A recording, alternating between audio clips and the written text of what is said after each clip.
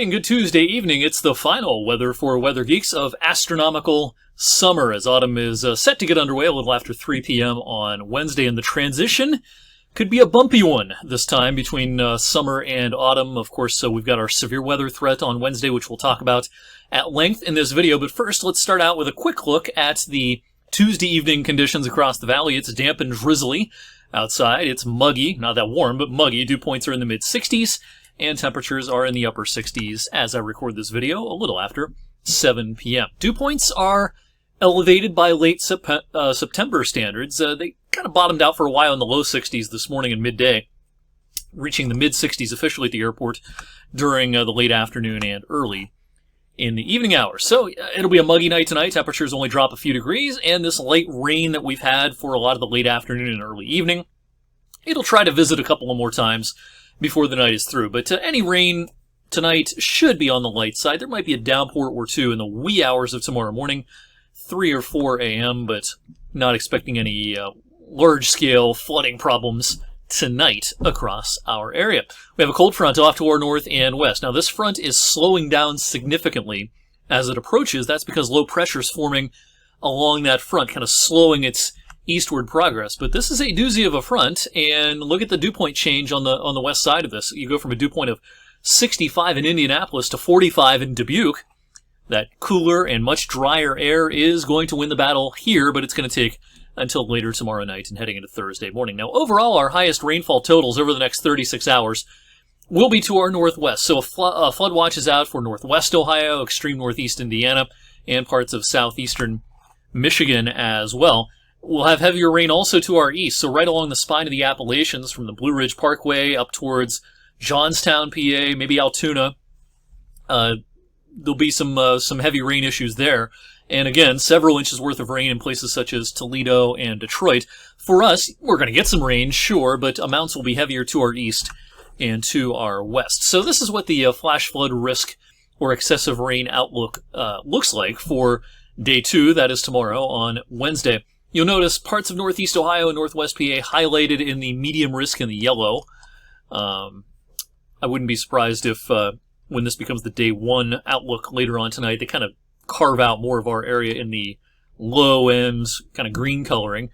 Because, again, I think the threat for flash flooding around here is fairly significantly lower than it is both to our east and to our northwest. Medium to high risks of flash flooding, northwest Ohio, and then again over the spine of the Appalachians to our east. All right, so rainfall totals on the modeling really not having changed a whole lot over the last 24 hours or so. We have a spread right now of about an inch to some of our models showing 1.5 inches to 2 inches. Still think 1 to 2 inches is a pretty good range that should cover our television viewing area. Some places closer to 1, some places might get up to 2, but it won't be 4 or 5 or 6 inches like they are expecting out in the northwestern part of Ohio. All right, severe weather risk for our Wednesday. Low-end risk, 1 on a 1 to 5 scale, but we want you to stay weather aware tomorrow because even though the overall severe weather risk is low, we're going to have to pay attention to this because while the atmosphere will not be tremendously unstable, there's going to be a lot of wind shear in the atmosphere heading our way tomorrow, and above our heads the winds will be rapidly changing speed and direction with height. And so from late afternoon into early in the evening, say 4 to 8 p.m., we have the risk of storms or just heavy showers that could produce localized flooding problems. They're going to be moving fairly quickly, but it could rain very hard for a little while in any location. Wind damage will be a possibility if some of these start bringing down some of the stronger winds. And we still have that risk of an isolated tornado embedded in what should be kind of a bowing line of heavy showers and perhaps thunderstorms. This could be one of those classic situations where we look for little kinks in a line of thunderstorms anywhere on the radar where we see kind of the line kinking a little bit or making an S shape. That could be where we have some rotation trying to form along that line. QLCS is the abbreviation. A quasi-linear convective system. That's the fancy meteorological term for something that we might see transpire tomorrow. So in the Storm Prediction Center's outlooks for tomorrow, it includes a 2% risk of an isolated tornado within 25 miles of any location in the green.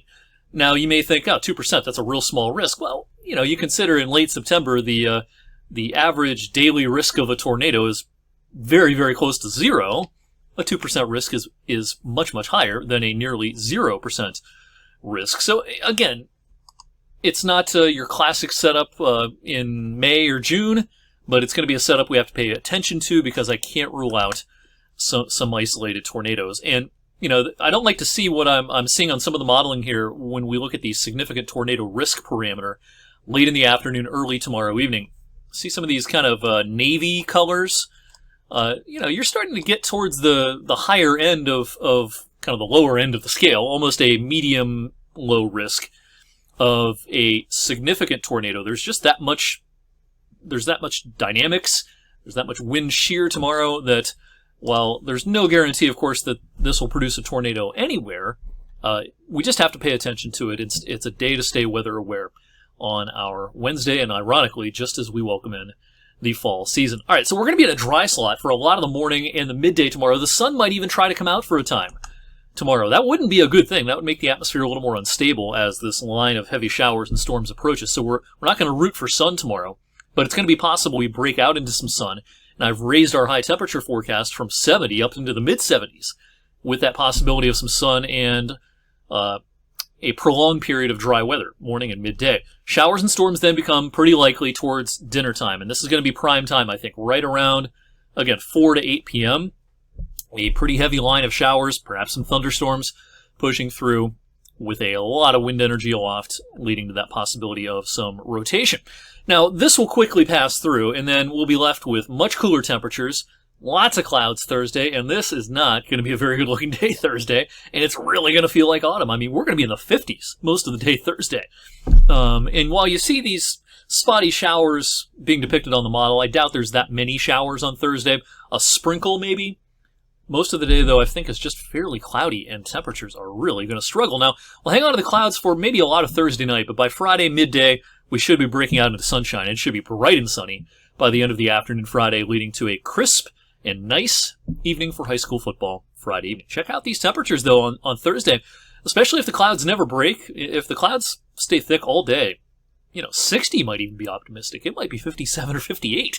That's about it on Thursday. So that would be our coolest daytime high since May the 29th, if that verifies on Thursday. So cooler than average, certainly Thursday. Temperatures start to recover closer to average by Friday and the weekend. Now, it's not going to be a very warm weekend. We'll still be just a shade below average, but it's going to be pleasant for the most part. A couple of showers will be possible Saturday, but we've removed any rain chances from Sunday's forecast.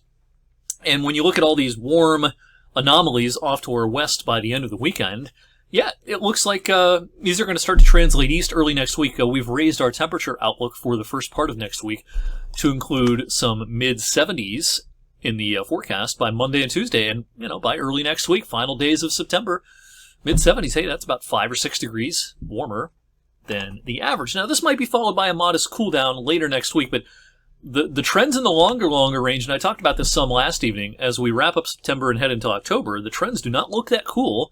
They look dry and pretty mild. Maybe, not record territory or anything like that.